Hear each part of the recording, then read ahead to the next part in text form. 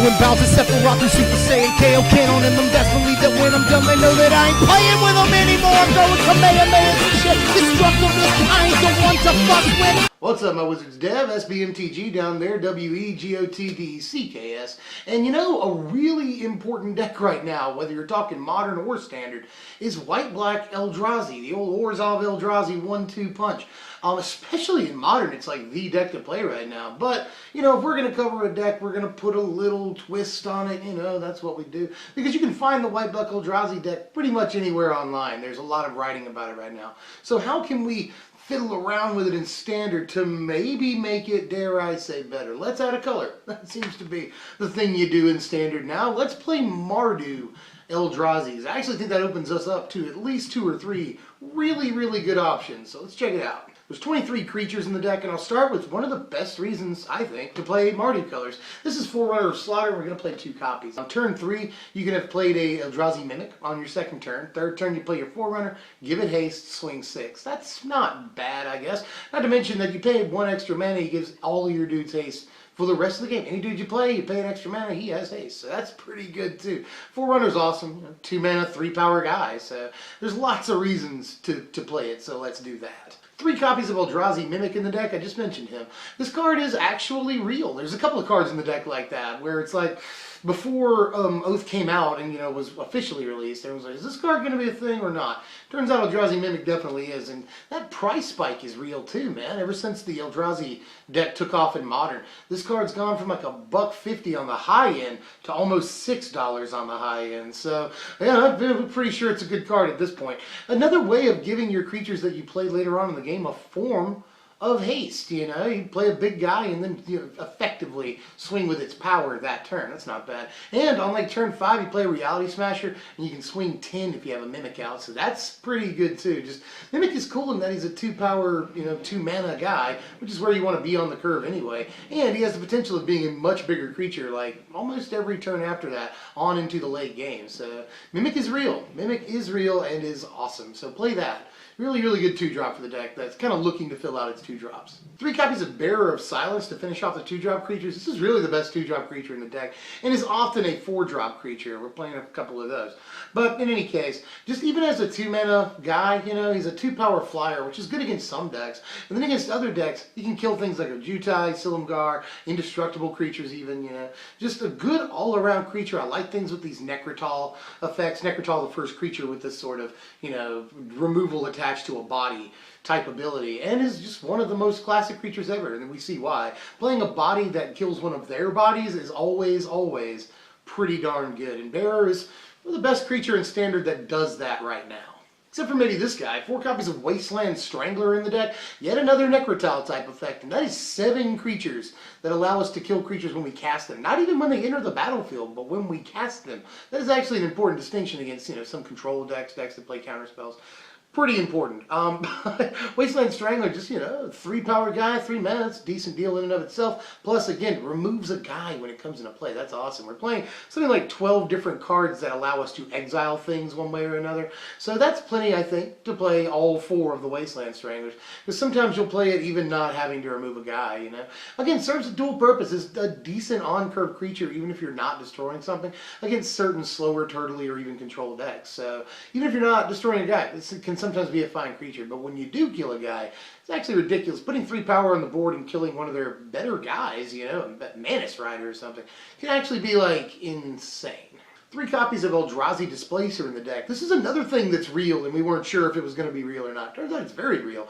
Important card in Standard right now in a couple of different decks, and not just the decks that I've made for the channel. This is actually a real card in Standard decks right now, for a lot of reasons. You know, very versatile guy. It can make a Thought-Knot Seer come into play over and over. That's really good. Or it can save our dudes from targeted removal. That's good. Or it can keep their guys out of combat. That's good. There's just so many different reasons why the card works, and once you untap with it and can start doing tricks, it's just like unstoppable. The card's fantastic. This is one of the reasons why. 4 copies of Thought-Knot Seer, and yeah, all 4 copies. Just the card has proven to be probably the best Eldrazi released in Oath of the Gatewatch.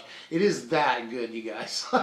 And once you can basically do it every single draw step with an Eldrazi Displacer, that becomes super nuts pretty quickly. Lots of good reasons to play the card right now. Just really efficient beater for the mana cost, and that ability is super crazy that you can do that. Just one copy of Kalitas in the deck. We see that a lot of the white-black Eldrazi decks in Standard will run one copy of Kalitas, and then another one on the board. Kalitas looks weird because we're running a lot of things that exile creatures, you know, but we are running these 7 creatures that can kill a guy. We're also running like Crackling Doom, there's Kolaghan's Command that can kill dudes. So we're killing a lot of creatures, you know, not to mention that really just, we've got a lot of big creatures, and in combat, their guys are gonna die occasionally. So Kalitas can just kind of sit back and get bigger and bigger as the game goes on. Just the one copy of Kalitas I think is definitely fine, you know. He looks a little off synergy, but he's actually more on than you might think, and is just such an important creature, you know. It's started off at what, like $5? It was like $2.50 to $5, and now look at that price. It's really jumped because people are realizing day by day how good the card is. And from what we've seen of Shadows over Innistrad now, it looks like it's probably going to get better when that set comes out. As a matter of fact, it kind of looks like a card that was supposed to be in Shadows over Innistrad, but they just like snuck it into Oath, you know. So, but yeah, the card's good enough to play the one of because we're in black, basically. Finish the creatures off, 3 copies of Reality Smasher. Yet another thing that soared in price over the last couple of weeks. You've made a good amount of money if you invested in this, and there's no reason, or there's obviously, you know, a reason why it's jumped in price that much. It sees a lot of play in the modern Eldrazi deck, and in standard Eldrazi decks too. It's just an amazing 5-drop play that forces 2-for-1s, has haste, works really well with Eldrazi Mimic. Just there's so many good things about Smasher. Just an amazing top-end threat,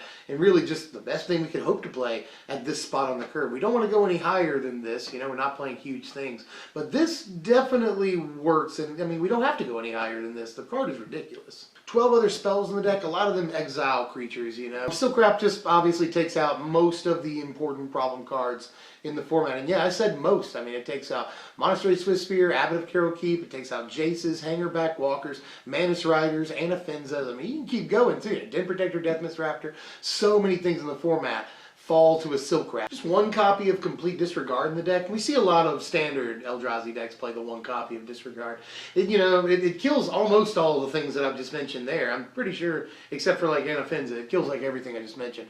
And not only that, again, it exiles the creature. That's cool. And at instant speed, so that is even better. So just the one copy of Complete Disregard. I don't think we can really go wrong with that. Just solid. 2 copies of Kolaghan's Command in the deck, and I actually think this is like one of the big, huge reasons, besides Crackling Doom, to play Mardu colors in the deck. In this case, if they do manage to kill one of your Eldrazi, and God forbid it's a Reality Smasher they just had to 2-for-1 themselves for, we can get it right back into our hand. That's awesome. That's just indispensable, the Raise Dead sort of ability on Kolaghan's Command. Not only we can kill small creatures, we can kill Hangerback Walkers and other artifacts and stuff, which is sort of important. We kill like Hedron Archive, you know, that's a thing. And, you know, making them discard cards, too. Against control, that's really, really good. And even against some mid-range decks, making them discard can be great, too. So just everything Kolaghan's Command does is great. Sometimes we'll kill a small guy, get a dude back from the graveyard, you know. Just so many good options on the card that, yeah, we'll play that. Just extremely resilient. This is another card that's undergone a huge price hike lately. I was really hoping it would go down, but that does not look realistic at this point. The card has gone even more up because it's just ridiculous in Modern. And it's starting to see the play that it deserves to see in Standard. The card is just absolutely great. 2 copies of Crackling Doom in the deck. The other reason to play Mardu colors. Card is still just as good as it ever was, you know. We didn't play it for like 6 or 8 months when it first came out. I don't know why, because the card became just the dominant removal force in Standard, and it's not anymore, but still super duper important, you know. Just because Jeskai Black isn't the best deck in the format anymore does not decrease the value of something like Crackling Doom, especially when Reality Smasher is such a ridiculous card in the Standard right now.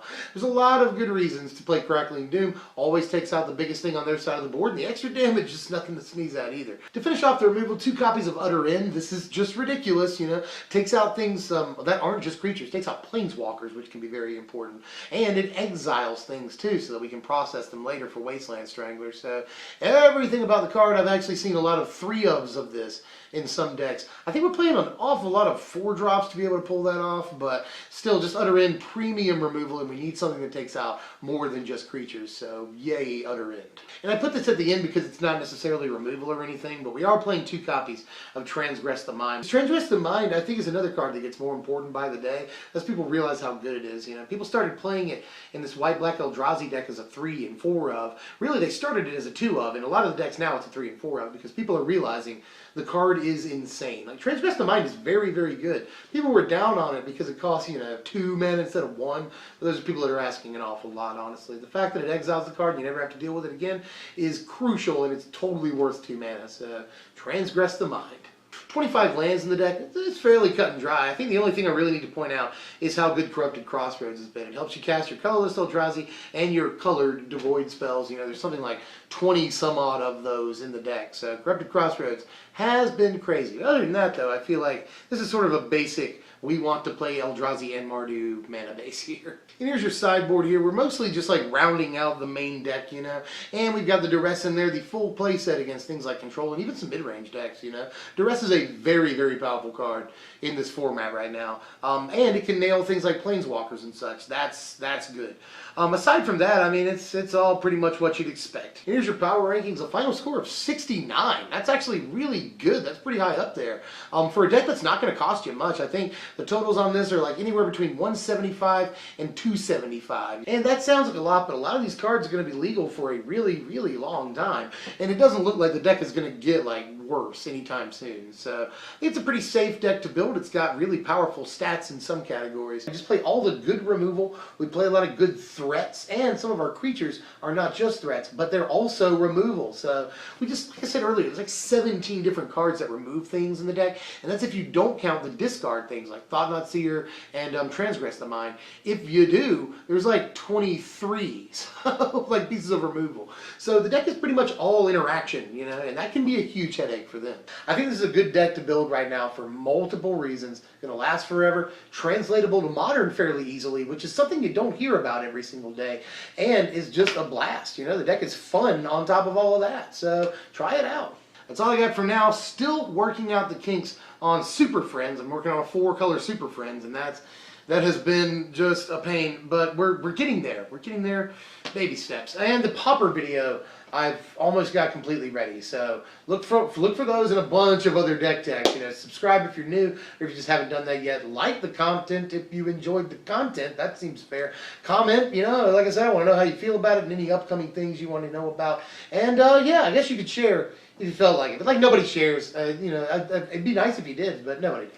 I'm Dev from SBMTG, and I'll see you cats later, man. Thanks for watching, my wizards.